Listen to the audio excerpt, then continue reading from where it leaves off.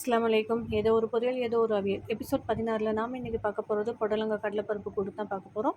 புடலங்காவை clean பண்ணி எடுத்துகிட்டு இதே மாதிரி கட் பண்ணி கொஞ்சமாக கல் உப்பு போட்டு பெசரி விட்டு கொஞ்சம் நேரம் வச்சுருங்க. அது மடங்கி வரட்டும்.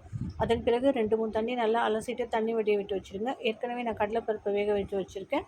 அதில் க்ளீன் பண்ணி வச்சுருக்க புடலங்காவை சேர்த்துட்டு பாதி வெங்காயம், ஒரு பச்சை மிளகா, உப்பு, மஞ்சத்தூள், கரம் மசாலா, மல்லித்தூள் சேர்த்துட்டு அதிலேயே அரைச்சி வச்ச தேங்காவையும் ஒரு டீஸ்பூன் அளவு சேர்த்துட்டு நல்லா மிக்ஸ் பண்ணி விட்டு நான் ஒரே ஒரு விசில் விட்டு எடுத்துக்கிறேன்.